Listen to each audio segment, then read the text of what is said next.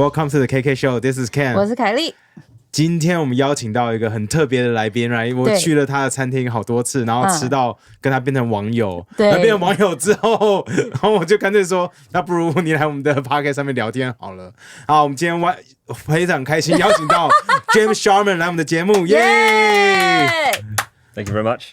他是英国来主厨嘛，然后我们一开始其实吃到他开的餐厅，然后有肉，然后有是怎样烟熏的 ham 是不是？对，他的餐厅是在那个大直的我忘记哪个餐厅了，那个餐厅叫。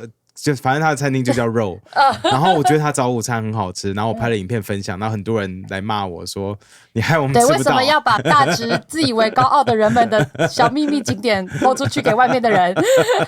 我们很排外。对，然后后来那个 James 就在 Instagram 上面看到那个影片之后，就私讯我说thank you so much，然后他就后来邀请我，他去他的另外一间餐厅叫做 FREEst， 然后那是他开的那个意大利面餐厅，然后就一起吃饭聊天，我就觉得他的故事非常有趣，想要跟大家分享。好，其实我现在最有兴趣的是刚刚 James 带来的红白酒还有肉，这个是肉嘛 ？So sorry James，we keep talking. So can I just eat it right now? You can eat it. Yeah, this is not roe. This is hamon. What is hamon? Hamon. Isn't it just ham? Just ham. Have you ever had really, really old good ham like this? I mean, most people have not tried it. Okay. I don't think she knows the difference. I don't know the difference. What do you mean, like old ham? Okay, just let's eat it and see if you know the difference then. So is this Ibérico from Spain, right? This is pretty much as good as I think ham can get. So this is 4 years, very, very slowly made, and the flavor will build. It's good. Oh, come on. I know it's really good, but I don't know the difference. This is like the end of the line for ham. I'm sorry. This is the end of... What do you mean 4 years? Did you... No, we didn't years? age it for 4 years, but you need some help with that. You don't really buy ham like this already sliced in a pack. You have to buy the whole leg, and you have to know how to cut it. And you have to cut it thin enough and get it to the right temperature. So you got that nice shine on it. This is so like good. Room temperature. So can I pair it with wine? Is that okay? Yeah, we've been trying something quite weird with wine lately. What do you mean? Well, like if you're a chef and you run a restaurant, you're good at the food, but wine is kind of your weakness. If you're a sommelier and you open a restaurant, wine is your strength and food is your weakness. So I had this idea where I went on ChatGPT and I said, can you please study everything you can about wine? There's like 5 big websites that they kind of document all of the wine in the world, and people write reviews and every single bottle of wine is on there. So I said, please study all these websites. And then I describe the menu or describe any food and then ask it to go through, select the top 10%, and then study the food, then pair the wine. And the wine pairing is so good. Really? Just ask ChatGPT is better than sommelier? Because I can give ChatGPT all the wines you can buy in Taiwan, and it can cross-reference, and I can really describe my food, how it is to eat, how it's made in crazy detail. Dang. And ChatGPT can go through like 50,000 wines you can buy and select the best one. Dang. And it's so much better than any wine pairing I ever have in my life. Fuck. It's a really good way to do God. it. And because I was just going to say, hamon actually tastes really good with this I know, fine it's wine. creative, man. It's good. Wow. Because usually like when we eat hamon or red meat, the first thing we think about is red wine, right? But I didn't know white wine goes so well. It's actually really good. Sorry, so because I thought it was like... now you come round. Usually if you don't know anything about hamon, I have no idea. People would just assume that, it's super salty, it's hard, but It's this not. one, it has the right amount of fat and it's not salty and there's a lot of aroma when you eat it and it's actually soft. Yeah, So being good. room temperature is everything. But if somebody's going to make ham for 4 years, it must be good. Imagine making ham for 4 years and at the end of it, you check it and it's too salty. But how did you find this ham? We import it through Roe.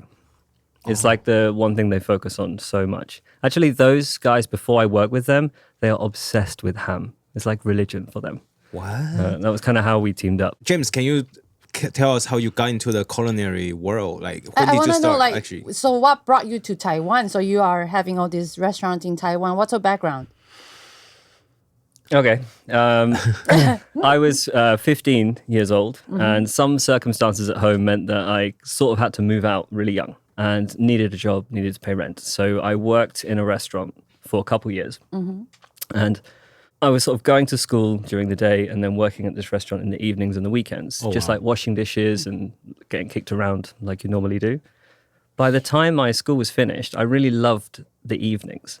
Like I would be at school looking forward to going to work. And I pretty much messed school up because I was so focused on washing dishes and being in the kitchen. Just washing dishes.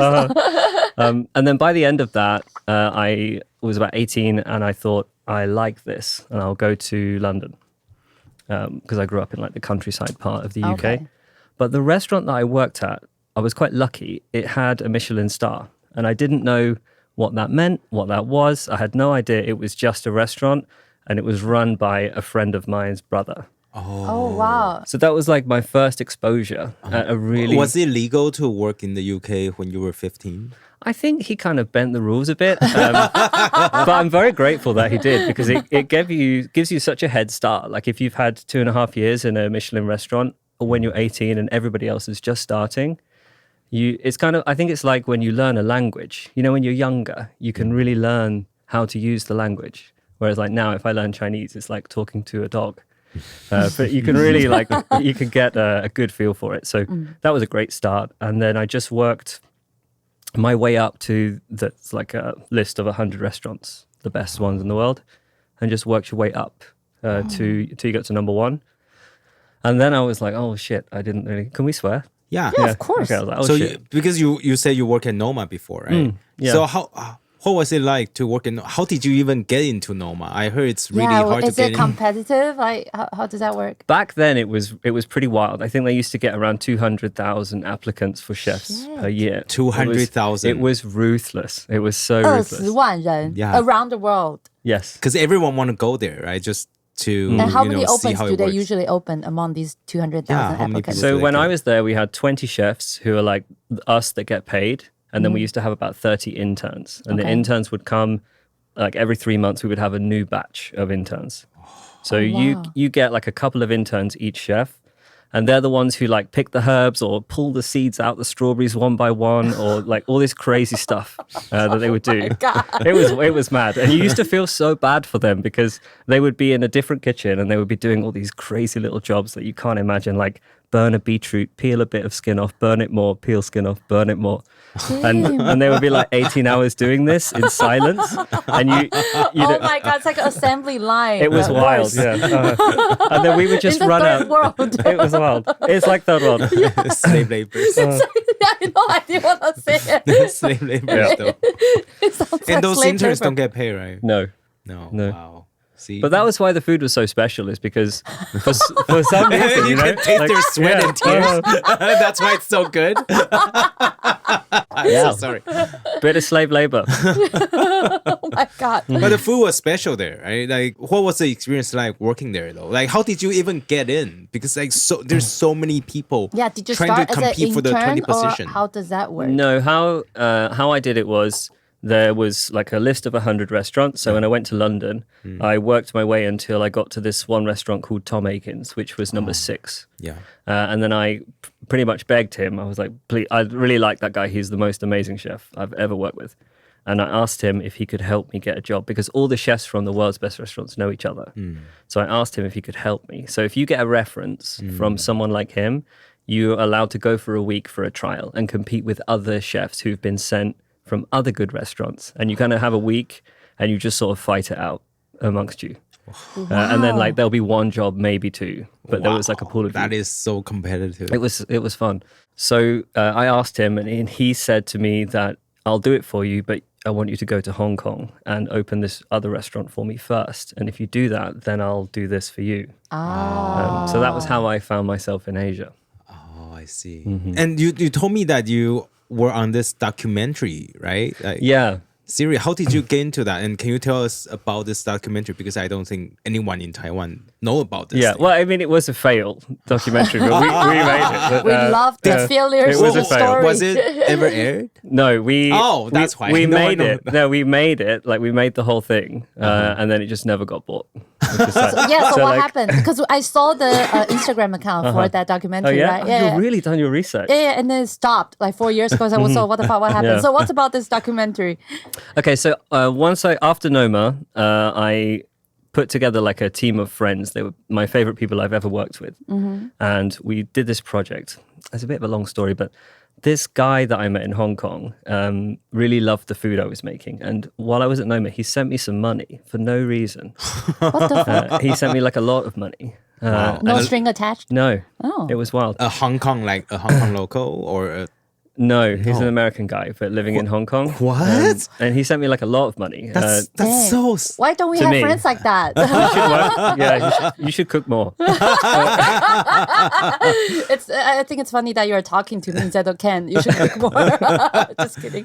So Yeah, that he was just subtle, wasn't it? out of nowhere sends you like a lot of money and just say, yeah, do whatever you want. He just said do something interesting with it, and it must be something nobody's tried before. Those were kind of the terms. So you were the initiator for this documentary, actually. Yeah. So Okay. we didn't even think of it being a documentary in the beginning. So I went to Hong Kong and I set up like a pop-up restaurant. So I took this apartment in Shenyang, built a whole restaurant in it, paid for my friends to fly over, and we just opened this restaurant, and it was so fun. It was so fun, and it was the best food it was my favorite food I'd ever cooked at that point. Oh. Because I actually tried to kind of steal a menu from Noma. I was like 24, 25, never really done anything creative before. So I was just like, oh, I'll steal that. That will be good. I can make that. And then I like how you just say you're stealing. Yeah, I mean, that was all I could think to do. So I tried to steal the menu, but I obviously couldn't because I don't have slave labor. I don't have all those ingredients. Yeah, because it's hard and they take a long time to ferment a lot of stuff that they're using. Yeah. So it's not that easy to It's like not copy. easy. Like you know what it looks like, but you can replicate the everything. But if you're like a naive 24-year-old, you're like, I can do that. So I tried to do it. And while I was in Hong Kong, obviously I had to keep adjusting everything to fit Hong Kong. I had to adjust, change this ingredient for that one, change the way the dish looks because I can find this thing in Hong Kong. And then by the time we opened, I didn't feel like I was cheating anymore because the menu was so different. It was so, Hong Kong really had its effect on that menu. And I thought, oh, this is what it feels like to create something of your own. Yeah. In the beginning, I was like a thief, like stealing from them. And I did it, but it didn't feel good. But by the time we opened, I was like looking at that menu and I thought, this is what I should be doing. This feels really full. So it was just a pop-up. It was a pop-up. We ran for a month. Oh, I see. And then my friends that helped me do it left their jobs and we decided to do this again and again and again. So we picked a list of, I think, about 14, 15 countries. And we would just take the ticket sales from the previous restaurant. None of us had a lot of money. We just got a bit of money at the beginning to do the first one. Okay. Spent it all. Then we got the ticket sales from a month back in. And we would take that to the next country. So like a venture that you guys kind are, of, yeah. So you have this, if you can imagine, like if it was us three doing it, we would leave on the last day of November. We go to some country. We have like 20, 30,000 US. And we have to build a restaurant, discover what we can find, make a menu, build a restaurant, market it, sell tickets. And for the last week of that month, the three of us are going to open and run a restaurant. Dude. I'll wash the dishes. That's insane. I know, like, so you really don't like making money, right? Saving up and stuff. You want to spend it all. Yeah, kind of. Because it's pretty risky. Yeah, it's like, pretty... how can you commit that, you will be successful and all the time? how can you find the flavor of that local country with only 3 weeks that you have? Well, you don't have to understand the whole country. You just have to make like 8 really good dishes. And that you can usually do. But how do you get like the local sourcing and, all that within just 3 weeks? Like, how did you do it? You need to find a different local places. agent who can help you. Like, no? You just Sometimes- Or go just there? go to the market and just wing it? Okay, Sorry, we have so many no, no, questions. no, It's like so hard to imagine. If I'm honest, we use dating apps quite a lot. Dating back then, apps? very useful. Dating wait. app? So when you land in the new country, the first thing, all the chefs just open up your dating apps. Oh, we're more organized than that. We have, back then it's like 2014, 15. It's quite new. Yeah. We're using the version where you send yourself ahead before. Oh, so match use people. VPN. Yeah, no, Change your you location. send yourself ahead, you match people, and then you already have people on your team ready to go. So that was a very useful way to do it. You use a lot of technology. You use ChatGPT and you also use Dating apps. Yeah, ChatGPT then would have been great. When did you get to Taiwan? Right after that. Right after that? No, we did. We went to New York and San Francisco, and then we came to Taiwan. We were just picking places randomly. Yeah, why did you guys pick Taiwan? Yeah. It's so different from New York and San Francisco. I guess because I was in Hong Kong, and so a lot of people in Hong Kong love the food here. I think they also love the psychology that people have around food here, which I have kind of learned to appreciate too. So what's the psychology of Taiwanese people when it comes to food? There's a lot more care. So like if you like to do weird stuff with food, like if you know, I'm doing strange things. I'm doing like a pasta restaurant where we grind the wheat. I'm doing weird stuff. And Taiwan people I've found are really into the detail of the food. And if you are doing a detailed food project, you need to find customers who appreciate that detail. I didn't know that Taiwanese people are into the details of the food. I thought we like street food. Oh, no, I just saw Taiwanese people care about CP 值, which means like cost to price ratio, you know. Maybe some. Yeah. But like if it's just about status, then like everywhere has those people and those kind of restaurants. But I think if you really put a lot of thought into it, and you know, people will talk about the food itself. Like in the UK, if you go to a nice restaurant, we tend to just want to have a laugh. We don't really care about the food. We wouldn't focus on the food, which is fine, but we go just for the occasion. Taiwanese people, I think the food is the occasion. I think so, yeah. I think that might be the difference. And that makes Taiwanese people quite fun to cook for. How about compared to like Japanese culture? Have you ever been to Japan? Because the stereotype would be like Japanese people will be even really put more details or focus on food. Maybe. I don't know Japan as well as I think you guys do. I've been to Japan a couple times and it was like the worst day of my career. Oh, What do you happened? mean? Did you do pop-up in Japan? No, I was like also I was like 24, 25. I got asked to give a speech for like the Uber Eats conference about, it was when they were expanding and it was like going into a new place and how you kind of build your business when you've never been there before. And I like really cared about this speech. I wrote pages and pages and pages. I was freaking out about it. I really wanted to do a good job. And I had all my notes and bullet points, flew there, and I had like, you know, loads of pages. And there was it's really simple, but there was no podium. There was no like place to put stuff. So they called me up on the stage, like 400 people there. And I have to choose between throwing the paper down and walking up or going up there like a little school kid and holding the paper. Oh, gosh. So I threw away the paper. It was supposed to be a 1-hour talk. And after 10 minutes, I forgot everything I was supposed to say. It was so painful. It was really, really bad.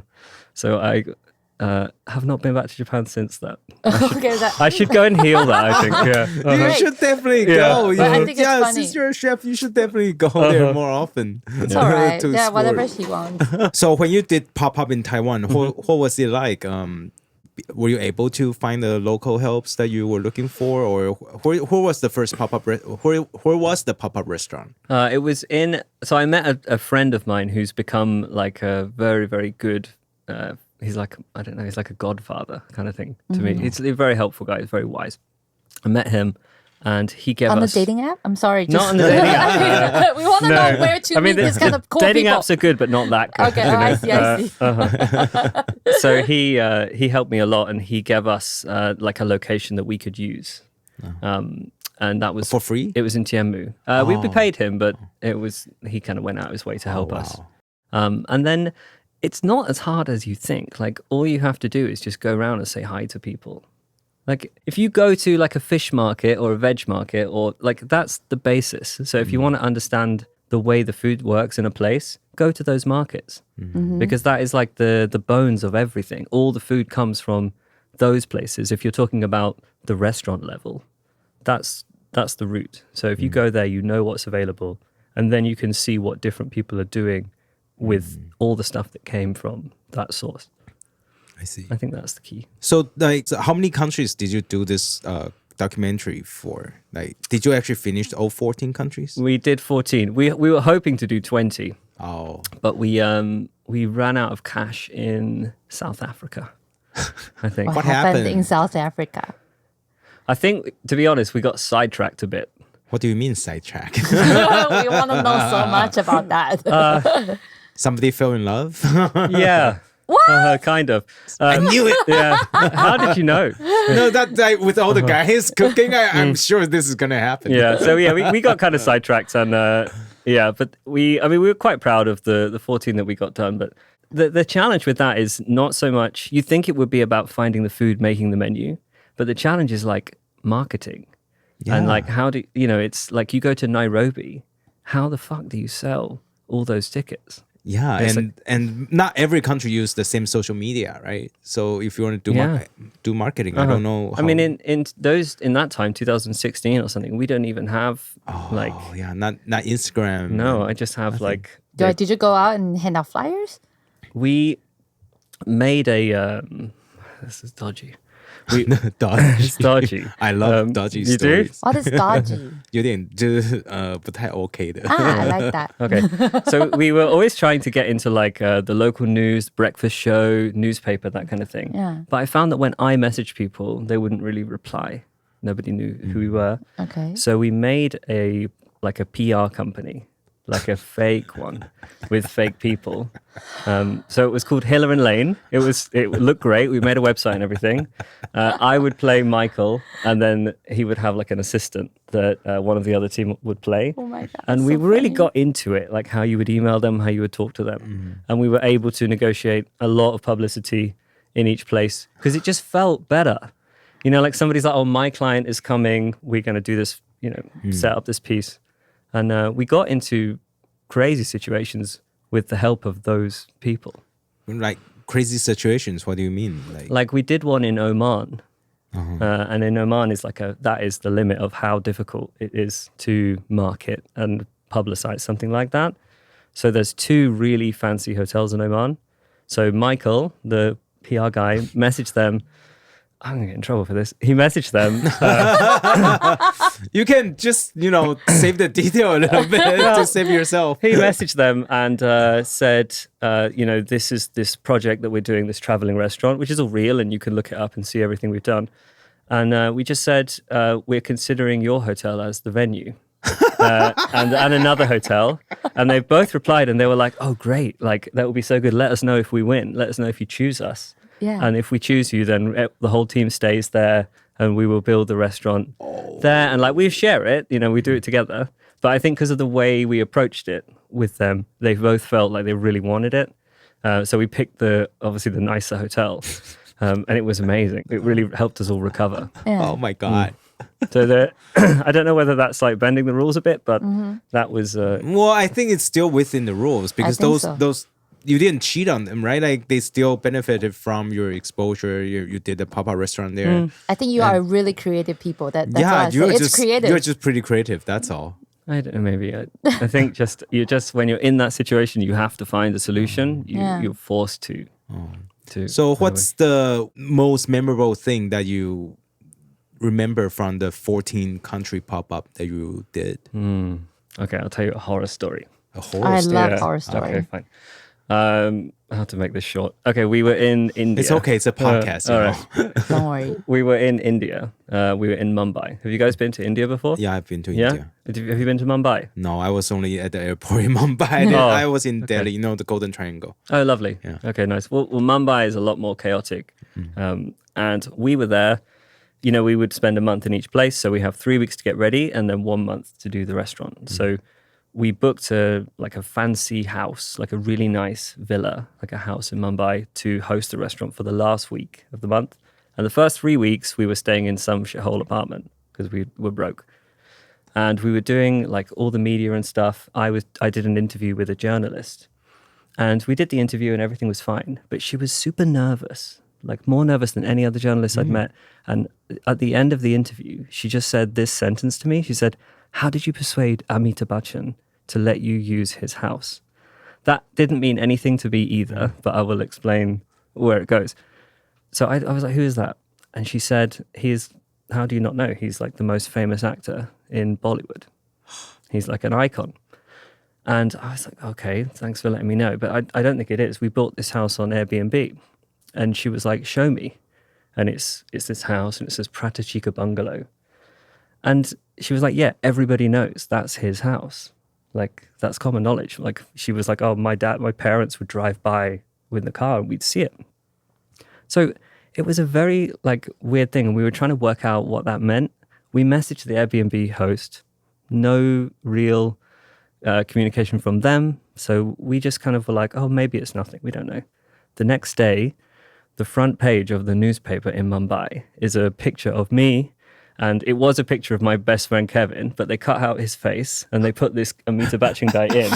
and the headline is, you can eat in Amitabh Bachchan's restaurant, in Amitabh Bachchan's house for 125 USD. That was the headline. The key is to eat at his house. So they give a shit about us, but that was the thing. And then we had a basic website that I made, and we would just start to sell the tickets the following day. And we had 60, 70,000 people on this little website. And all the tickets sold out. We had tens of thousands of people on a waiting list messaging us being like, my mum is dying. It's her dying wish to come to this dinner to meet her house. And we were like, fuck, what have we done? What? We didn't really know what was happening. Yeah. Still not heard from the Airbnb host. Yeah. And we drove to the house. There's nobody there. We can't really work out what's going on. This goes on for a couple of weeks, and the media is crazy.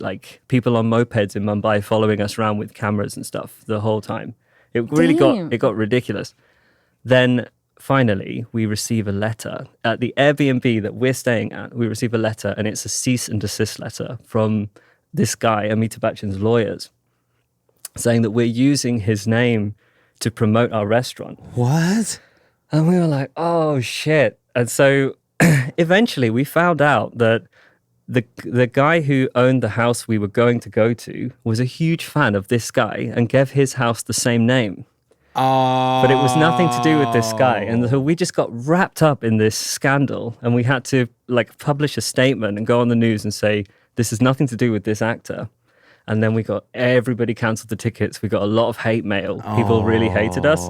The restaurant was maybe half full. We spent so much time dealing with this that the food wasn't as good as it should have been. Oh, no. And it was such a shit. It was a very hard story. So that was the worst it went, I think. Yeah. But you still recuperate money to go to the next country, We did really well in the countries before and after, luckily. So those both went great. I see. But it was a bit of a shit. Why did the documentary project just end abruptly? Just suddenly. I think we just kind of had enough of doing it, and everybody living like that's quite difficult. It's very to start life over again every month is kind of how it feels. So it's very exhausting, but we gained a lot. And there was one day on that project that really changed everything for me, which was in Kenya. Have you guys been to Africa before? No. I've only been to South Africa. It's South Africa is Africa, but yeah. But it's I went there when it was when we were still in the diplomatic relationship with them. Yeah, no, just broke. So it's 1990 something. Wait, what do you mean diplomatic relationship? Oh yeah, with Taiwan used to have diplomatic I see what you mean. relationship I thought you were talking about you two. No. Okay.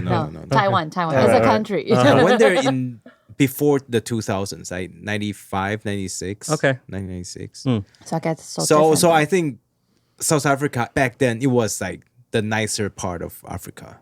Yeah, it's still pretty nice part of it. But I kind of think of the career that I've had in two halves now. So before this day in Kenya and after it. And really nothing's been the same since that. So what happened in Kenya? We went to stay with a tribe in the Masai Mara, which is it's supposed to be the part of Africa where all humans came from, is what people say. So it's near the Rift Valley.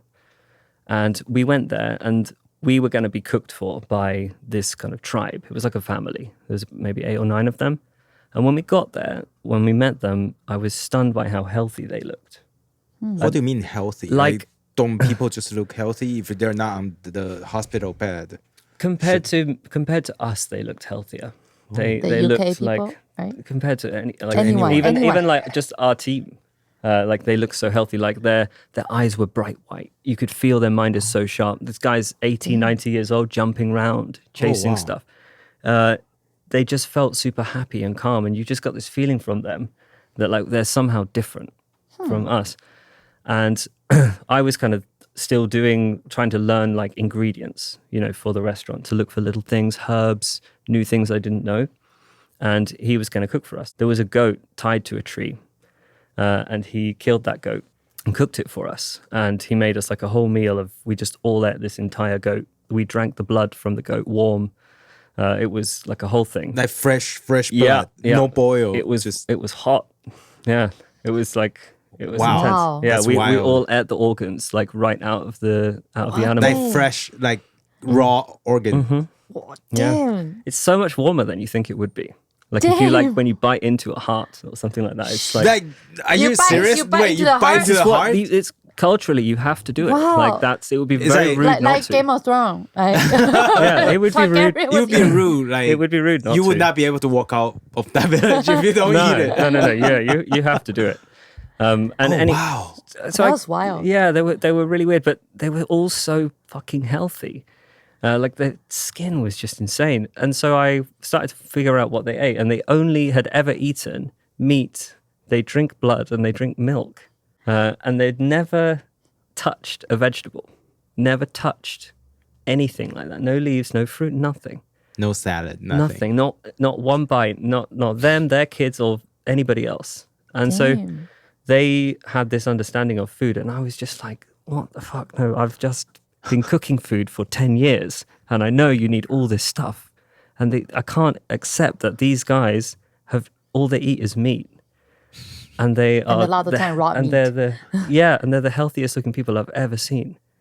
And that was like the beginning for me of thinking I might have just burned 10 years on fine dining of my life. That actually, if you're talking about food and what is important in food, these are the healthiest looking people I've ever seen. And they've cut away all this stuff I've just spent 10 years trying to figure out, and they just eat meat and they're just so much better off. And that was the beginning of me thinking, fuck, I could actually have this whole thing wrong. And then I started to really study nutrition, like deeply. And then that sort of changed the restaurants that I opened and the businesses we do now. And that was like, well, I say that day, it just really shook me. And it was like, it made me think you can be wrong about everything. And you might have to start from zero sometimes. And that was very useful, like a thought process to have. Yeah. Were you always so health conscious, or just like that experience changed your world completely? I think so. I just remember seeing them because, like I say, they all were so fucking fit. And I was like a fat, sweaty mess, like trying to investigate some tree bark, like looking for something cool. And I just remember having this moment of like, because I really looked like shit then. And I just remember this moment of thinking like, why? Oh no, like I might be focusing on the wrong foods here. And that was sort of led me down the path of trying to study, not so much like, people talk about nutrition a lot. Like, what do you guys think is healthy to eat? Like good fat. Original food. Yeah, maybe? yeah. Not too much processed. Yeah. Probably Raw. not ham. I think ham's all right. Yeah, it's like a lot of meat, like good meat, grass-fed beef, fish. And a lot of vegetable and fruit. Yeah, maybe. vegetable and fruit. Yeah. Balanced diet, basically. Yeah. Less, no sugar. We all know no sugar, nothing deep fried, but no trans fat. But I love fried food. Yeah. Well, I think like that is a fairly modern approach, as in like in the last 10 years. But we had this gap of like 80, 90 years where everybody got lost. And if you really look into how that happened, it's pretty fucked up. Like, do you know? Like the food industry trying to manipulate the market, that kind of stuff. Do you know Kellogg's? Yeah. What is Kellogg's? Kellogg, cereal. Kellogg. Oh, I see. Yeah. Do you know how that company started? No. I don't know. Then they used to. They started with cereals though, right? Mate, I'm going to tell you. No? Let me tell you this. No. Everybody that hears this is going to Google this because they won't believe it's true. It is fucking true. This guy called John Harvey Kellogg was the original one, and he was obsessed with stopping people from masturbating. That was like his big goal in life is you just can't wank. You can't. Like that was his like whole goal of humanity was that. And so he was a scientist and a nutritionist, and he was looking for ways to lower the human sex drive. That was his express objective. And so he tried he was mutilating kids, tying their hands behind their backs, a load of fucked up stuff. And in the end, the best way that he found to do it was feed them a lot of corn and breakfast cereal. And that was how cornflakes was made. No fucking way. I shit you not, the express goal of that product originally was not even profit. It was just to lower the human libido. Oh my God. Wild.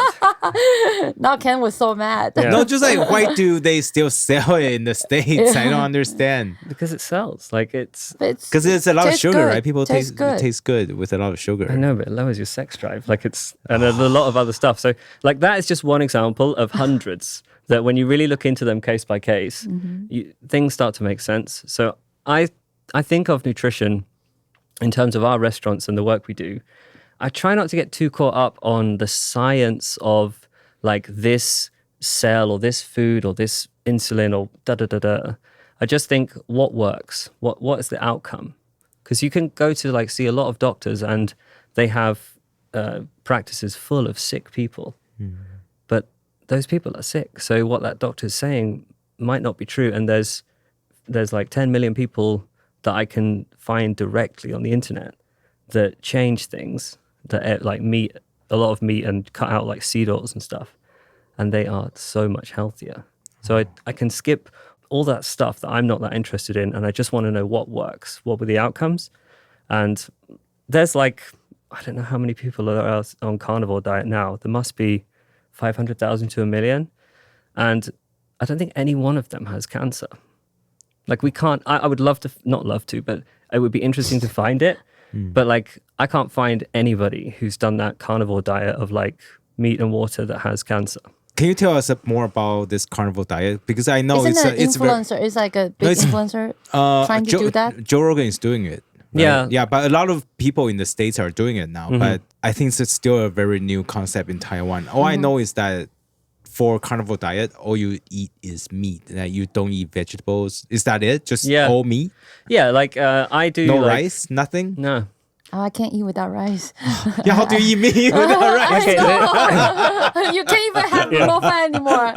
How can you live a life without raw fat? I do like 90% of it as meat. So like if you just, I think... You have a pasta rastron. Come on. Yeah, no, You don't eat pasta. But even like my pasta, the pasta at my restaurant is very different from the stuff you buy in the shop.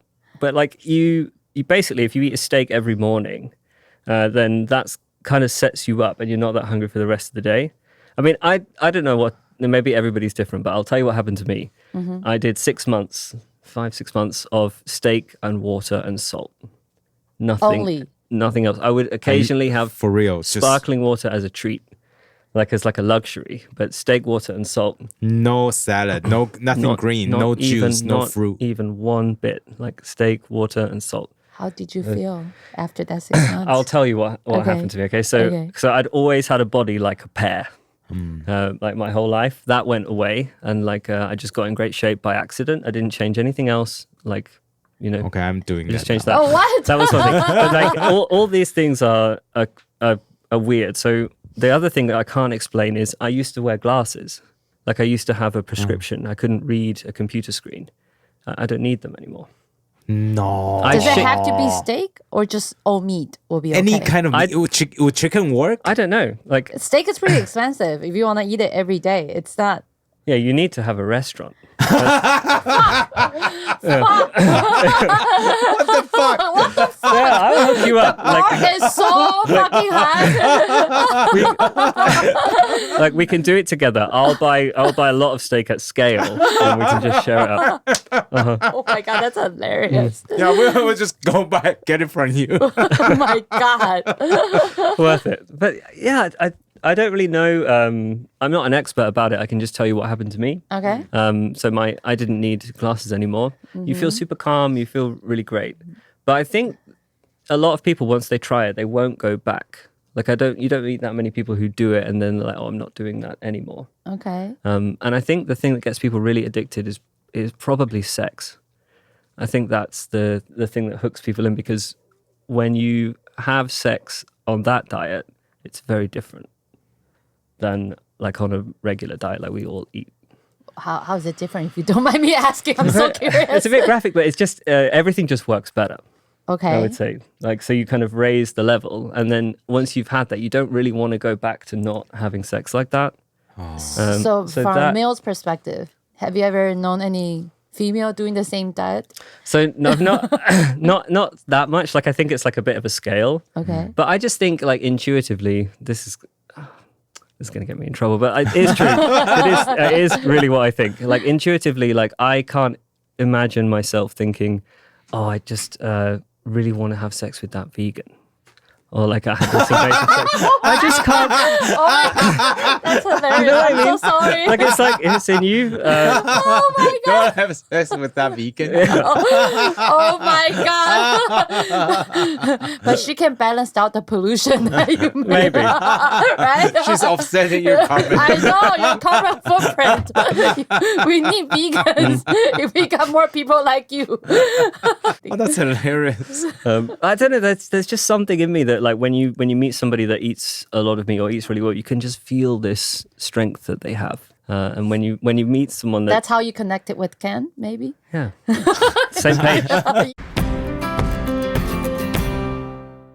大家有没有遇过这种情况？到国外后，机场排队买 SIM 卡或者租 WiFi 机，还要担心没电，行程效率瞬间拉低。现在有了 Sally， 这些麻烦都能迎刃而解。Sally 提供超方便的 eSIM 方案，覆盖超过150个国家。只要在出发前透过 Sally App 选择方案并开通，到了目的地，手机就能直接连上当地的网路，不需要插卡，不需要排队，整趟旅程更顺畅。举个例子，像是到欧洲旅行时，临时需要导航找餐厅，或是在亚洲自由行要及时分享美照，有了 Sally， 稳定的网路让这一切变得超轻松。更棒的是 App 不但能追踪流量，还可以随时先买好方案，等到需要时再开通。万一1个月内没用，还能申请退费，完全零风险。现在透过百灵果资讯栏专属连结下载 Sally， 并在结账时输入优惠代码 KKVPN， 即可享有85折专属优惠。下一趟旅程让 Sally 帮你全程稳定在线。After I went to Fermi last week or 2 weeks. His restaurant, Italian restaurant. His pasta restaurant. And he told me about this, right? I try to look for steak restaurants in Taipei whenever I can. Just like if you can start eating more steak. Then that's so I can start eating more steak. But I think a lot of steak restaurants in Taipei only opens at night. No, like the cheaper ones, you know, the ones open during lunch. They're usually the cheaper one. They serve with noodles, right? Yeah. And I think those meat, they probably marinated it or put it in some kind of things to make the meat softer. I don't know if that works, right? Yeah. That's probably not an ideal carnivore diet. How about right? like go to Tainan and eat the beef soup? Does that work? Yeah, that's great. Yeah, Tainan probably would be better. Right? Yeah, I think so. They have 24-hour beef soup restaurants. Well, you got to be careful because if you buy like the cheap beef or even Wagyu beef, it sounds really weird to say because we don't think of cows the way we think of people, of course. But to get those cows that fat in that short space of time, they kind of have to give the cows type 2 diabetes. So every single Wagyu cow that you have, like I see. that is a diabetic cow. So we're eating diabetic cows. If you eat a lot of that type of stuff, but if you can get like grass-fed like meat that ate what it's supposed to eat and is much healthier, then you get all the nutrients you need. But I don't think doing like the really fatty, weak meat is probably a good idea. I don't know how to explain, but you sort of get this feeling that it's better. By the way, to be clear, that 6 months I did was like an experiment because I was really interested to see what would happen. But obviously it destroys your social life. Completely. You know, so you lost all your vegan friends. I know, because you're a little extreme. You can't complain about their when you see people eat position salad anymore. or drink juice, You'll be like, oh my God. you start judging them. Yeah. I think if I had any, I just lost them on this show. How does that feel eating steak every day? Like, It doesn't sound really because a lot of people would comfortable. think that you would get constipated, you know, No. like you wouldn't shit well. Thank you. Yeah, I think for the first couple of weeks when you do it, your body sort of adjusts a bit. Like I did it quite like a slowly thing. I didn't just one day do it. Okay. It took me a few weeks. But after a while, everything kind of just works better, I find. Okay. Like you feel so good and clear and strong, and you don't have feel like get sick of the taste of steak anymore? No. No? It's the only food I can't seem to get tired of. Oh, interesting. I just wouldn't imagine going back to eating a lot of like carbs because I used to eat like shit, and that would just seem so sad, like such a waste. Really? Like I love Carbs to. are the best. I love to feel like some carbs. Yeah. Some carbs I'm in. Carbs are great, like good carbs, but not like bleached flour and like that kind of stuff. I see. You got to do it right, I think, like the old way. So again, like I don't know about why this happens or what is the science or all this stuff. I'm not actually even that interested in that. I can just skip that whole bit and just what is the outcome. And the outcome for me and for everybody else that tried it has been everything you ever hoped in terms of like how you look and feel. And that was like, I don't know, that was enough for me. Yeah. Because you were talking about bleached flowers, right? Oh, and your pasta restaurant. Like, you're an English person. Why did you open a pasta restaurant? Like, for a lot of people, this would be like, you're not Italian. Like, what makes you the right to open a pasta restaurant, right? I guess I don't really have the right. I'm just saying. Cultural appropriation. Yeah, we'll appropriate some. I think the customers decide what they like and what they don't. I was reading a book about the history of food. Like, I read a lot of those kind of books, and I realized that like flour has changed a lot over the last 120 years. Like, it used to be that you would need to grind wheat before you used it. And if you ground wheat, like grains of wheat, they would go bad. Like, they would go sour or go bad really quickly, like days. So you couldn't keep flour in bags. But like through around the time of like First and Second World War, we started to bleach this flour. We developed these techniques so that you can keep it for years. And we also developed this like seed oils, like vegetable oil, soy oil, corn oil. Those things are all new, but we didn't have those before. And those are the things that I think have really fucked people up, our health. I think the carnivore thing is, it's fun and it's like the last 10%. But if you can just get those seed oils out and get those like processed bleach flours out, it's like 90% of the battle. And so many things that hurt people and make them suffer and tired and weak, and all these kind of sicknesses, seems like if you just get those out, most of that goes away. So that became like more important than fine dining and more important than like this, detailed food that I spent the first 10 years on. Like seed oils, if you were to take like these 3 glasses and we put like beef fat, butter, and like soy or corn oil or vegetable in one, and then we all go away, nobody comes in here, and we come back after a year, what will happen to the cups, you think? I think the seed oil will still be the same. Yes, I think so too. These two probably will go bad. Yeah, go bad or even gone. Like all the bacteria in the air loves it, can use it. But this stuff is like immortal. It can't die. It can't be broken. Like no animal can break that. No bug or bacteria can eat it. So I think if you get that into your body, even a little, like it stays in your cells and you just cannot break it. And it seems that you age really quickly. And that you just can't get it out. So like that was why I did like 6 months of steak and water, because your body fat goes so low that you get rid of all this fat. And so then it's you can kind of like a detox. Kind of, and then you can start again and build up more fat from better stuff. So sorry if I just put you off your wine, but you had the bad one. I don't care. So that, I think, was, to me, felt really important. And it seems like diabetes, a lot of different types of cancers and heart disease seem to be really involved with those things. And it seems like more people are dying from and suffering from those things, even than war. So that seems like a really big problem to solve. Health is a new pandemic, right? Yeah. Like, health crisis. Yeah. Every country is facing it. I think so. And I think chefs have a big part to play. I think people underestimate how much chefs affect the health of the population, especially somewhere like Taiwan, where like 60% of the money spent on food is in restaurants. Yeah, everybody eats out. Yeah, everybody eats out. Yeah, so like every week. If you're a chef and you make the decision what 50 people eat every night for a year, you're making health decisions with the food that you choose to buy and use for tens of thousands of Taiwanese people. And we don't think about that. But like those chefs have actually a lot of responsibility. That chef might have a bigger effect on the health outcome generally than the average doctor. Because if you actually think about that, and that's some little chef that never got any training, doesn't, really know, and just trying to get through the day. And so that is important. And I think if there's a way to help people to understand that it's kind of on your conscience to use seed oils in your restaurant when you can so easily use beef fat, olive oil, like those things. And then they're not that much more expensive. It's a little bit, but it's not crazy. It tastes better too. So I think those little decisions are really worth working on. So what was it like opening a restaurant in Taiwan? Like compared to other places? Yeah, compared to other places. You have opened other restaurants before, right? Like in Hong Kong and in London. Yeah. What was it like opening up a restaurant in Taiwan? What's culturally different for you, or what's the most difficult part for you? I think that the staff and the teams, Taiwan suffer a lot from like a labor shortage of young people. And that is everywhere, but it's quite strong in Taiwan. And I think it's like an economic, political reason why it's like that. I've had this idea for a few years that when you can't find staff or young people don't want to work, it usually means that the money is losing value in that place.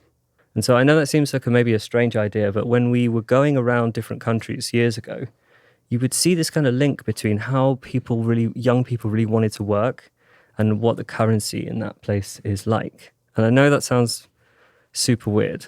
I think in Taiwan, because the NTD inflate more quickly, so the staff have less hope for the future. Yeah. You know, if you're starting in a restaurant today, and the average apartment is 50 million NT or something like that, like 30 million, 50 million NT for an apartment that you'd like to live in, you would be proud to live in. It's like a dignified future. And if you start to work in a restaurant and you can just do the maths that this is going to take you 400 years of this job, even if everything goes great, like maybe you're 16, you start in a restaurant and you're going to become sous chef or head chef or executive chef, one day get your own restaurant. And you're not like 99% fucked. You're 100% fucked. And that is the dollar doing that to you, because there's more dollars being printed every year that get spread out across the economy, go into properties and things that people want. And what your salary and your savings and your money is bleeding. And that is a very sad thought. And I think it's why it's very hard to find staff. So you can solve that. And so I found that in Taiwan, because we pay the staff differently, which I don't know if you want to get into, but I mean, sure. Whatever you feel comfortable. Yeah. Sure. Yeah, you can share it, because I just don't know if it's legal or not to share it. I don't know. I mean, has anybody ever, like on this show, explained like money and Bitcoin before? Do you guys know what it is? Yeah, we know Bitcoin. We know what it is. Yeah. Okay. Yeah. So like, if, like, what would you say money is? Stuff that you can buy stuff with. Yeah, it's a node of trust that you can use it to buy stuff or exchange for goods and services. Right? So what would the world be like if there wasn't money? Like if we just clicked our fingers? Then we have to use gold or barter economy, right? But if we'd never thought of that, so yeah, you would have to barter. So like you guys have a sponsor on the show, they can just give you the stuff they sell, but they can't give you money. Or like if somebody works in my restaurant, I can't give them pasta. The pasta might go bad. You know, it could go off. So that I think is like, they couldn't move the value into the future, which I think is very difficult. Like in all of history, there's been different type of money, like shells. Yeah, started with shells, right? Yeah, shells, glass was money, gold. But all this kind of money is not like some boss said, this is going to be the money that you all have to use. Most of the time, it would just happen because it's hard to find, hard to make more. So we, for that reason, felt like Bitcoin would be a really good choice to give to the staff. So, you know, Bitcoin has like a cycle every 4 years. Now it's the up cycle. Yeah, so we're just at the beginning of the next one. So while we're at the bottom of the prior cycle, we started to, I don't think it's illegal, I just give it to them as a gift. Oh, I see. But like through the bottom of the market, every month we just give them a little Bitcoin. And what happens is weird. It's not so much like in the voice in your head, but I think you have a deeper way to think about value. Like, the last place you traveled is Japan, right? Yeah. When you go to Japan and you buy a bottle of water, are you thinking in Japanese yen? Or do you think, oh, that's from yen to NTD, okay, that price is okay? Yeah, to yen to NTD. Yeah, right? Yeah. But it would take you a few months of living in Japan until you just understand the yen and what that means, value. Yeah. Right? When you travel, it's kind of like that. And I think when you save in a money other than like NTD or pounds, you start to think like that. So like you start to think, okay, it's been a few years now. this apartment that we talked about was 30 million NTD 10 years ago. And it was 10 years ago, 10,000 Bitcoin. So that apartment would have cost 30 million NT or 10,000 Bitcoin. 5 years later, the apartment is 40,000 NTD or 50 Bitcoin. And today, it's 50,000 NT or whatever, 5 Bitcoin. You get the idea. Yeah. And so if you're thinking in Bitcoin the way that you would be thinking in yen if you lived in Japan, you're saving in Bitcoin. Things aren't going up anymore. The price of everything you hope for in the future is crashing in your money that you're thinking in. And that is, I think, a very different way to go about value and life. And you become a lot more optimistic. And the point is, I'm not like sure that this is perfect, but before you're 100% fucked, and you're not 100% fucked anymore, you might be 95% fucked. But that 5% is very, very hopeful. It makes a difference. You know, it right? makes a big difference. So basically, like whoever works in your restaurant get Bitcoin as bonus. Kind of, yeah. Just from me. I'm just curious, now that the Bitcoin is picking up, did you see people leaving your restaurant? Because they're so rich in Bitcoin. Yeah, maybe that's going to happen. Let's see. We're just getting into it. But yeah, I think even just to do that every bear market, like when the prices crash, because the price will crash 70% every 4 years usually. Just to do that through the bear market, you get that 2 years where the price is in zero and nobody thinks about it, and just chip away every month at that. It's so valuable, and it's not impossible to do, and it really solves the staff issue, even if people don't know it or it's like a deep thing in you that you feel like I got some Bitcoins. You got some hope, right? And if you understand it, you understand what it is, how it works. And we run a little computer in the restaurant, so everybody kind of sees and understands what it is, that no one's in charge and this is equal and fair. It's kind of like a lifeboat, I think. Oh, interesting. That is so cool. I think of Bitcoin as a human rights issue, not as an investment thing. Like, wow. Yeah, I think it's like a human rights thing. It's going to be weird. That is so cool. It's going to be weird. The next 10, 20 years will be weird with it, I think. So like, because I went to your restaurant, right? I see people there, they feel happy. Right? I'm glad you said that. It's really different. Like, because in a lot of restaurants, you see the service staff, they just like, do their job. But people there, they feel like they have ownership in the restaurant. Yeah. Yeah, it's very different. I think there's a lot of reasons for that, but I like to think Bitcoin is part of it. I mean, they are all quite good at their job, I have to say. And they really... one thing I would say, like, if anybody runs a restaurant, like, the best thing I learned kind of at Noma, is let the people who are going to cook the food create the food. So, like, if you run a restaurant and you have, like, 10 staff and you're going to do a new menu, rather than, like, you be the chef, you go away, create the menu and teach them, much better to break everyone up into 10 and say, you and me, we're going to make mushroom ragu. And we're going to make it again and again and again and again until everybody here agrees that's the best mushroom ragu I've ever tasted. And nobody can ever remember any time they ever had a better one. Okay, then it's finished and then it goes on the menu. And I can do that with like 9 other people. And you can really make a great menu and everybody's had some role to play in it and they will protect it. Because, I live half in Scotland and half in Taiwan. So it's, it needs to be like that. But I think everybody wins that way. It's a good way to be. Yeah. So when you're away, like the flavor still stays the same, right? Honestly, I think I probably cause chaos. I think they're better off without me at times. Yeah, because now you're back, you're changing the menu again, right? Yeah. Yeah. But there's this one thing very interesting and it's stuck in my mind when we talked, was that you say when you travel around the world, you see people on the street and you can tell that, this country is healthy or not. Yeah. I think of it like you start to... I didn't know, I wasn't thinking like this then. Until after that day in Kenya, I started to think, oh, fuck, I'm starting to see a pattern here. You can just stand like on a bridge and look at how traffic moves. And I think you can have a decent guess at what is the food in that place, even if you didn't know where you are. Like generally, right? So if you were to stand on a bridge in Mumbai where everybody is eating a lot of sweet food all day, everybody is very jittery and very like impulsive and they're thinking very short term. On the road, like there's a lot of aggression and people feel very desperate for many reasons. But I think the food is a part of it. And so I think that you could like look down on that bridge and you can see that kind of state of panic. And So what was traffic like in Kenya? Was there traffic in Kenya? I'm sorry. By the way, in like the city in Nairobi, they have the same issues everywhere else has. It's just when you go a few hours out into the like village. Then it's very, very different. But Nairobi was a similar issue. But if you go to like somewhere, say Denmark, Copenhagen, a lot more meat and fat, a lot less sugar and carbs, chilled. The way they drive is chilled.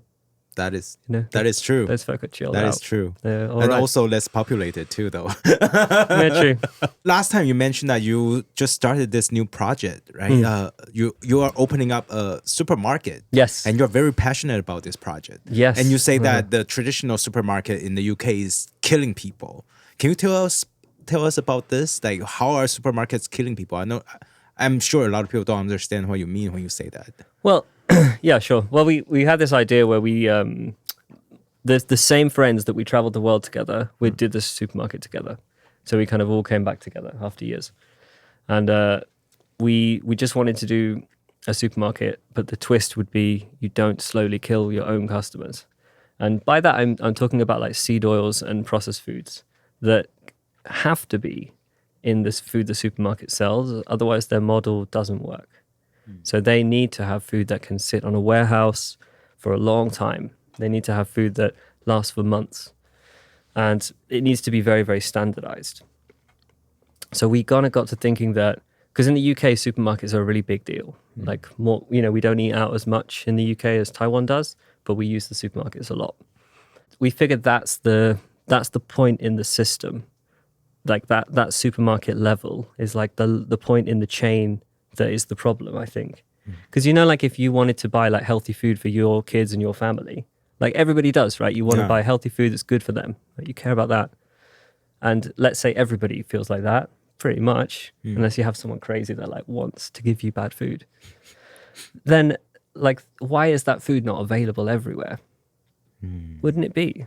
Like that's right. If you're the customer and you want that, that should be what's there. Yeah. But even if you spend a lot of money, it's still very hard to find. So I think it's because the customer, like you with a basket on a Saturday shopping, you're not the customer that controls the economy of what food gets produced in the beginning. It's the purchasing departments of the supermarkets that control what food even gets created in the beginning.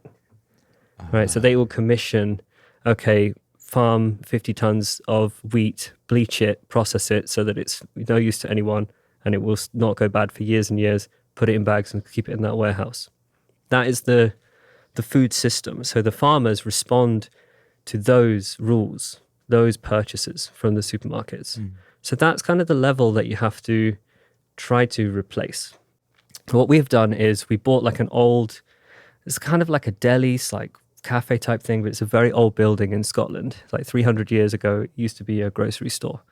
And we've filled it up with chefs and we make all the groceries that we sell in that building. So everything, like jam, ketchup, spices, like everything you can get. Ketchup, man, everything. All the meat gets butchered there, everything that you could think of. Butter, we make butter, we churn butter, we make pasta, all the sauces. It's wild. All the bread. So it's like, imagine like Trader Joe's in America.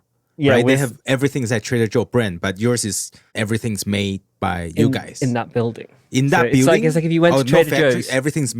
Yeah, imagine going to Trader Joe's, but there's like, that's so big. So there would be like 300 chefs running around making everything fresh. Like that would be better. It would be much better. And if Trader Joe's was surrounded by farms, like 1 mile or 2 miles away, that farm all the beef and just deliver cows to the supermarket. And like the supermarket uses the cow to make lasagna and beef soup and steaks. And it's a much better way to actually do it. It's like an idea for a model that we have. But I think you can only do it because of AI. I don't think we would attempt it. What do you mean? How does AI play a role in this supermarket? It kind of turns... The supermarket used to have such an advantage and they feel so big and we're like little and nothing. So like you would feel very scared to try to solve this problem because our goal is we want to show a model where you can take a restaurant, turn it into a supermarket and make more money than you would if you kept it a restaurant because then other people hopefully will copy it. That's the dream. That's how it scales and makes sense is you end up with hundreds of little individual supermarkets all run like this, growing the small farms around you, helping the health of everyone in all those little communities. That is, I think, a good vision, and I think it can work. Like an example of AI is, let's say the three of us decided we like the supermarket idea, let's do it. You're the chef, you're the boss, I'm like the manager. So you have like 100 best recipes from your career as a chef. So how do you turn them into products that you can legally sell? Like what goes on the label? What are the rules for that product in that area? What are the allergens? What like how do you work all that out? The supermarkets they'll spend like 10, 20 million pounds, like 30 million US on graphic designers, lawyers to check what goes on what label. Like it's such a long process, and all that stuff is really, really complicated. And if we were three of us trying to open our supermarket, how would we ever find the money to solve those problems for all of our products? But now I can just go on ChatGPT and I can say, hey, here's my 100 best recipes. Please study the history of UK food law. I want to sell all these products. Here's the jars. Here's the weights. Design me 100 legally compliant labels and send them as a PDF to this email address. Click enter. And it's done. But the supermarket still has that £20 million a year cost on their payroll. And they still have to factor that into their products. So with examples like that, we're able to give real food made by real people that doesn't make you sick slowly. You know, you don't want the supermarkets are making you sick really slowly, I think. It's not like sudden. It's just really slow.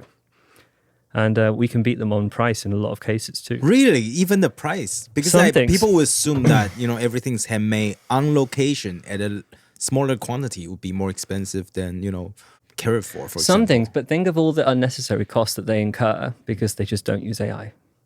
So basically AI is cutting the cost. To zero. To zero. Because we can say, oh, also, can you please do graphic design for these 100 products in the style of Picasso? Oh, that is and true. And it would just design it. They would just give you and the it's just graphics. done. It costs nothing. And so, and then the supermarket spent all that money on all that design and it's probably not as good.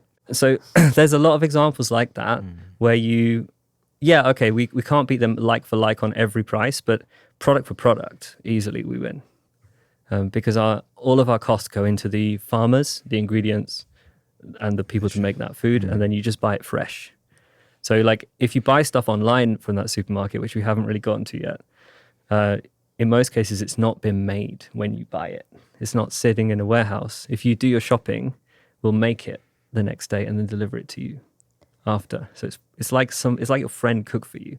It's kind of like I'm your private chef if you shop at this supermarket, because it's all like our food, my food. It's a good way to do it. Wow. It will be interesting to see what happens. Yeah, I'm really curious because you said you started to cook when you were 15 and you kind of not focus on schools. How did you learn all these marketing ideas, AI, how to apply AI perfectly? Sorry. I don't really know. You just know it.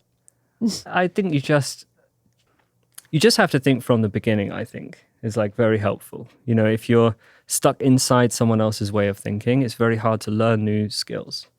But if you just can step back, look at the whole situation, as zoom out as you can, then you can really just look at what is the problem and find ways to solve it. Wow. Because usually I would assume that chefs don't have a time or, you know, the kind of lifestyle don't allow you to step back and look at the bigger picture, right? So like there must be something that happened for you to be able to do that. Do you think that the documentary or Kenya really changed everything for you? Kenya made me think you can be wrong about everything. You know, like to actually think to yourself, is it actually possible that almost the whole human race is eating the wrong food? Like that is such a big, weird idea that you just couldn't really get your head around. Or like you could look at Bitcoin and say, is it possible that everyone's using the wrong money and everyone's using a money that's stealing from them and they're all suffering because they just don't know? Well, that's a crazy way to think, like but it also makes so much sense at the same time. Yeah. Because you are working so hard for a currency that's depreciating all the time. Yeah, I think it's hard to learn new skills because like I remember what it felt like before Bitcoin for me, and I used to feel so like panicked. Like I would be like, this money this month, and I knew that everything I wanted in the future was getting away from me. And I had to like earn more and more and more desperately short term. And I made a lot of short term decisions. But once you have Bitcoin, you kind of chilled because you know that everything you ever want is getting cut in half every year on average. And so you just have to wait. And you can really think more long term and kind of, it just calms your mind a lot. I think after this episode, everybody's going to go buy Bitcoin instead of like going to your restaurants or something. I think people are already buying Bitcoin with the price going up. It hit 90,000 last night, you know. Damn. Yeah. Crazy. Like last week when Trump got elected, it was only 80,000. Yeah. Damn. Yeah. It will be erratic, Yeah, ups you know. and downs, like, yeah. But I'm curious because I feel like you are so health conscious and then now you're not in this beef steak experiment anymore, Carnivore right? diet. Carnivore diet. So what do you normally eat right now? Mostly What's the your food. diet like? I eat the food in my restaurants a lot. Like we've been working on new menus, so that's quite fun. So you don't like go out and eat like street food, stinky tofu? No, No, not really? I used to love it, but no, like this no seed oils thing, I'm really serious about. Like I haven't had a drop of those seed oils. Okay. So that I will say I do. I know that how miss. can you like hang out and I like know. make Yeah, friends when you and go be like to a boring. You restaurant, sound so yeah. boring to me. Yeah. Well, you need to have your own restaurants that serve food So without people seed come- oils. Oh, wow. That's the trick. Like you can come and eat with us. But if you go to like any Taiwanese restaurant, then it's dangerous, right? I mean, because they might use sunflower oil, you don't even know. Yeah, So- in most cases they would. Yeah. Yeah. So, So but do you go to your friend's house? Have you and- ever brought your own oil to another restaurant and say, please cook the food with this I this did oil? once, but Oh my God, Oh my no. God. I knew it. I felt like such a dick. That I knew you would have done it. Oh my God. They just like give you a look. No, they were good about it actually. Which In Taiwan? Did they that made happen it in worse. Taiwan? I was I in think the UK. In in UK. the UK. You probably could do that in Taiwan too because we are so nice. You know what the fuck? This weird guy. But I don't know. We'll see. Then what do you do as a hobby? Like you feel like you're so focused on all these studies. Yeah. Like what do you do for fun? And you seem like a workaholic. I do I work a lot. know. Yeah. I don't know.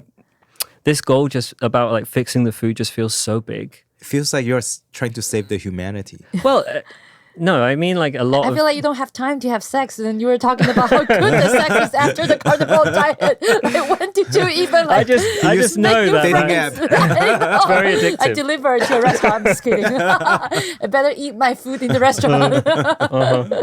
Yeah, I don't know. This year I've really worked a lot. Like I enjoy making those videos a lot. Like Yeah. the videos on the Instagram. I think that's like part of this is, you know, if you can watch what the food you're eating is, how it's made, like what is it actually? You can see that for yourself. I think there's kind of value there. So that we've been working on. That's like my hobby. But I love the videos that you made though. Yeah? They're so cool to look at. Like just in case people don't know, like James has his own Instagram and he also make video for all his restaurants too. So all his restaurants menu are just videos. Yeah. Yeah. Right. So you shot all So the you, food and yourself? you're the one who shot the video yourself, right? iPhones. And Oh, you didn't recruit. You didn't hire like professional photographer. No. No. For the first few, I tried it, but I just wasn't able to communicate really clearly what we needed. So I just use iPhones. Like that's the Really? way. The Yeah, video is shot on iPhone? Every It looks single- like professional camera. every single shot. Oh, wow. And the lighting and stuff. Yeah, Did the you figure lighting out is the really lighting good. yourself? I asked AI how to do nice Shit. lighting. Yeah. No way. No Really? way. AI taught you everything. Oh, wow. How much time do you spend on with AI, talking to know. AI? 5 minutes a day tops, I think. 5 minutes. Yeah. But you learn something and then you just like, okay, explain to me photography lighting in 500 words and like what are the principles? And it will just break it down for you. And that's what you need. And then you work out the rest as you go, but you started well. Well, it sounds like people don't need colleges or schools in the future, right? I would hate to have a university degree, not have AI, and compete against somebody else that has AI. Yeah. Because they would crush me, I think. Like, Yeah.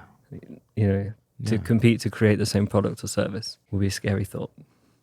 Dude. I But think it's cool. yeah, it's so cool. But I do love the videos that you're making. And when are you going back to Scotland? I extended this trip, so I'm actually here for another couple weeks, maybe 3 weeks now. Yeah, because you've been in Taiwan for a long time this time, right? Yeah, like 2 month trip. 2 months. Yeah. So you usually fly back and forth, usually every 2 to 3 months, right? Every month, 1 to 2 months. Once every 2 yeah, months. You go to Scotland for like peace and mountains. It's very quiet. you sleep well, and then you come to Taiwan for more kind of slight bit of chaos. I really enjoy chatting with you, James. Likewise. Seriously, like every time I go to your restaurant, you know, like we just chat and all these things that we talk about on the podcast. Actually, James and we talk about this when we were eating dinner, and I just found him just so fascinating. That's why I was like, James, you have to come here and share this like crazy world view that you have with everyone in Taiwan, because I don't think many people in Taiwan think like this, right? And I think it's a great way to open people's minds. See, there's some weird people out there that are doing some serious stuff. Yeah, there are cool people out there doing cool stuff. Yeah. You know? Yeah. So thank you very much, Thank James, you, for James. sharing your stories with us. And the ham. And the ham too. 你们帮我吃看，超好吃的。超好吃。Thank 超好 you. 吃 Thank you. Cheers.